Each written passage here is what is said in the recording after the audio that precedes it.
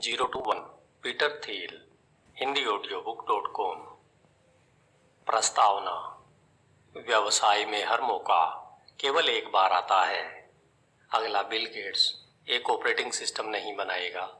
अगला Larry page या Sergey Brin एक सर्च इंजन नहीं बनाएगा। और अगला मार्क जुकरबर्ग एक सोशल नेटवर्क साइट नहीं बनाएगा। यदि आप इन लोगों की कॉपी बना रहे हैं तो आप उनसे सीख नहीं रहे हैं। बेशक कुछ नया बनाने के बजाय किसी भी मॉडल में थोड़ा फेरबदल कर नकल बनाना आसान है। ऐसा करना दुनिया को 1 से N तक ले जाना है। लेकिन हर बार जब हम कुछ नया बनाते हैं तो हम 0 से 1 तक जाते हैं। हर बार कुछ नया बनाने के कार्य के परिणाम बहुत ही अलग और अजीब होते हैं। जब तक कंपनियां नई चीजों को बनाने के कठिन कार्य में निवेश नहीं करती हैं, तब तक वे भविष्य में असफल ही रहेंगी। इससे कोई फर्क नहीं पड़ता कि उनके मुनाफे आज कितने बड़े हैं। हमें जो विरासत में मिला है वह व्यवसाय की पुरानी तकनीकों को ठीक से प्रयोग करने से मिला है। लेकिन यह अब जितना आसान लगता है वह उतना ही असंभव है। यह स्थिति 2008 के संकट से कहीं ज्यादा बदतर दिखाई देती है। आजकल की सर्वोत्तम मान्यताओं के कारण नए रास्ते अवरुद्ध हो गए हैं। विशाल प्रशासनिक नौकरशाहों की दुनिया में सार्वजनिक और निजी दोनों ही एक नए रास्ते की तलाश में एक चमत्कार की उम्मीद लगाए बैठे हैं। यदि अमेरिकी व्यवसाय सफल होने जा रहा है तो हमें असल में सैकड़ों नहीं हजारों चमत्कारों की आवश्यकता होगी। यह एक महत्वपूर्ण तथा निराशाजनक तथ्य है कि मनुष्य अन्य जातियों से ज्यादा चमत्कारों के काम करने की क्षमता बढ़ाने की तकनीक को खोजता रहता है। प्रौद्योगिकी चमत्कारी है क्योंकि यह हमें हमारी मौलिक क्षमताओं को उच्च स्तर तक पहुंचाने के लिए कम से कम करने की अनुमति देती है। अन्य जानवरों को सहज रूप से बांधों या हनीकॉम्ब जैसी चीजों को बनाने के लिए प्रेरित किया जाता है। लेकिन हम केवल वे हैं जो नई चीजों का आविष्कार कर सकते हैं और उन्हें बनाने के बेहतर तरीके खोज सकते हैं। मनुष्य तय नहीं करते हैं कि पहले से दिए गए विकल्पों की कुछ ब्रह्मांडीय सूची से विकल्प बनाकर क्या बनाना है। इसके बजाय नई टेक्नोलॉजी बनाकर हम दुनिया की योजना को फिर से लिखते हैं। ये प्राथमिक सत्य है जो हम दूसरे ग्रेडर को सिखाते हैं। लेकिन उन्हें ऐसी दुनिया में भूलना आसान है जहां हम जो भी करते हैं वह दोहराया जाता है जो पहले किया गया है। 0 से 1 नई कंपनियों को बनाने वाली कंपनियों को बनाने के बारे में है। यह पेपाल के सह संस्थापक और फिर फेसबुक सैकड़ों स्टार्टअप में निवेशक के रूप में सीखा है। लेकिन जब मैंने कई पैटर्न देखे और उन्हें यहाँ से जोड़ता हूँ तो यह पुस्तक सफलता के लिए कोई सूत्र नहीं देती है।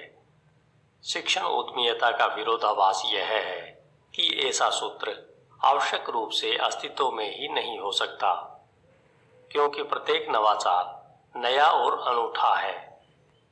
दरअसल मैंने देखा है कि एकमात्र सबसे शक्तिशाली पैटर्न यह है कि सफल लोगों को अप्रत्याशित स्थानों में मूल्य मिलता है और वे सूत्रों के बजाय पहले सिद्धांतों से व्यवसाय के बारे में सोचकर ऐसा करते हैं।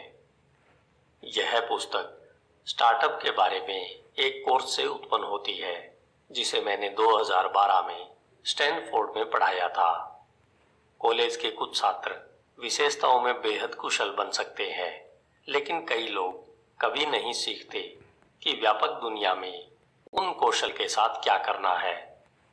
कक्षा को पढ़ाने में मेरा प्राथमिक लक्ष्य था कि मेरे छात्रों को अकादमिक विशिष्टताओं द्वारा बनाए गए ट्रैकों से परे व्यापक भविष्य में देखने के लिए मदद करें। उन छात्रों में से एक, ब्लैक मास्टर ने विस्तृत कक्षा नोट्स ले लिए जो कैंपस से बहुत दूर फैले हुए थे, और 0 to 1 में मैंने व्यापक दर्शकों के लिए नोट्स संशोधित करने के लिए उनके साथ काम किया है। ऐसा कोई कारण नहीं है कि भविष्य केवल स्टैनफोर्ड या कॉलेज में या सिलिकॉन वैली में ही है। धन्यवाद। HindiAudiobook.com।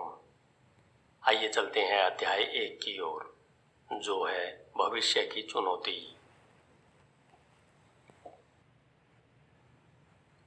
0 to 1 HindiAudiobook.com। अध्याय 1 भविष्य की चुनौती। जब भी मैं किसी नौकरी के लिए किसी का साक्षात्कार लेता हूँ,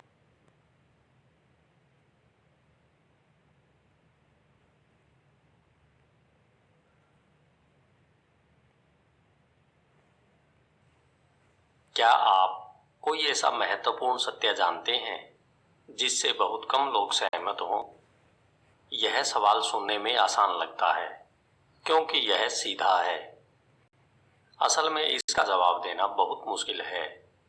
यह बौद्धिक रूप से कठिन है क्योंकि स्कूल में हर किसी को जो ज्ञान सिखाया जाता है वह परिभाषा पर निर्भर करता है, और यह वैज्ञानिक रूप से भी कठिन है क्योंकि उत्तर देने का प्रयास करने वाला कुछ ऐसा कहेगा जो ज्यादा प्रसिद्ध नहीं है जिसे वो जानता है।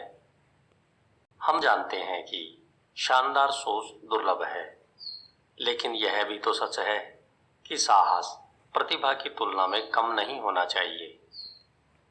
आमतौर पर मैं इस तरह के उत्तर सुनता हूँ, हमारी शैक्षणिक प्रणाली टूट गई है और तत्काल इसे ठीक करने की जरूरत है, या अमेरिका असाधारण है, या कोई भगवान नहीं है, आदि आदि। ये बुरे जवाब हैं। पहला और दूसरा कथन सत्य हो सकता है, लेकिन कई लोग पहले से ही उनके साथ सहमत हैं। तीसरा उत्तर बस एक परिचित बहस को एक तरफ ले जाता है। एक अच्छा जवाब निम्नलिखित जैसा हो सकता है: अधिकांश लोग इसमें विश्वास करते हैं, लेकिन सत्य इसके विपरीत है। मैं इस अध्याय के बाद में अपना उत्तर दूंगा। इस विरोधाभासी प्रश्न का भविष्य के साथ क्या संबंध है? सबसे कम शब्दों में इसका अर्थ यह है कि भविष्य बस आने वाले सभी क्षणों का एक सेट मात्र है, लेकिन भविष्य को विशिष्ट और महत्वपूर्ण वह बनाता है जो कि अभी तक घटित नहीं हुआ है, बल्कि यह एक ऐसा समय होगा जब दुनिया आज से अलग दिखाई देगी। इसका मतलब है कि अगर हमारे समाज में अगले 100 वर्षों तक कुछ भी नहीं बदलता है तो भविष्य 100 साल से अधिक दूर है। अगर अगले दशक में चीजें मूल रूप से बदलती हैं तो भविष्य लगभग हाथ में है। कोई भी भविष्य की सटीक भविष्यवाणी नहीं कर सकता, लेकिन हम दो चीजें जानते हैं कि कुछ अलग होने जा रहा है, और यह आज की दुनिया का मूल है। विरोधाभासी प्रश्न के अधिकांश जवाब वर्तमान को देखने के विभिन्न तरीके हैं। अच्छे जवाब निकट हैं क्योंकि हम भविष्य देखने वाले हैं। 0 से 1 प्रगति का भविष्य। जब हम भविष्य के बारे में सोचते हैं तो हम प्रगति की उम्मीद करते हैं। वह प्रगति दो रूपों में होती है: क्षैतिज या हॉरिजॉन्टल प्रगति, या व्यापक प्रगति का अर्थ उन चीजों की नकल बनाना है जो 1 से n तक काम करते हैं। हॉरिजॉन्टल प्रगति की कल्पना करना आसान है क्योंकि हम पहले ही जानते हैं कि यह कैसा दिखता है। लंबवत या वर्टिकल प्रगति या गहन प्रगति का अर्थ है नई चीजें करना, जिसे 0 से 1 तक जाना कहते हैं। लंबवत प्रगति की कल्पना करना कठिन है क्योंकि इसे किसी और चीज की आवश्यकता होती है। यदि आप एक टाइपराइटर लेते हैं और वैसे ही 100 टाइपराइटर बनाते हैं तो आपने क्षैतिज यानी हॉरिजॉन्टल प्रगति की है। यदि आपके पास टाइपराइटर है और आप वर्ड प्रोसेसर बनाते हैं तो आपने लंबवत यानी वर्टिकल प्रगति की है। छोटे स्तर पर क्षैतिज प्रगति के लिए एक शब्द है वैश्वीकरण। इसके अंतर्गत चीजें एक जगह बनती है और वे हर जगह काम करती है। चीन वैश्वीकरण का बेहतरीन उदाहरण है। इसकी 20 साल की योजना आज के अमेरिका की तरह बनना है। चीनी हर उस सामान या सेवा की नकल बना रहा है जो विकसित दुनिया में पहले से मौजूद है। 19वीं सदी के रेल मार्ग, 20वीं सदी के एयर कंडीशनिंग और यहाँ तक कि पूरे शहर भी, वे चीज़ों को बनाने की प्रोसेस के कुछ स्टेप ही छोड़ते या बदलते हैं। जैसे उदाहरण के लिए वे सीधे लैंडलाइन स्थापित किए बिना वायरलेस पर जा रहे हैं। आखिर में वे सभी की नकल ही तो बना रहे हैं। टेक्नोलॉजी वर्टिकल प्रगति 0 से 1 का बेहतरीन उदाहरण है।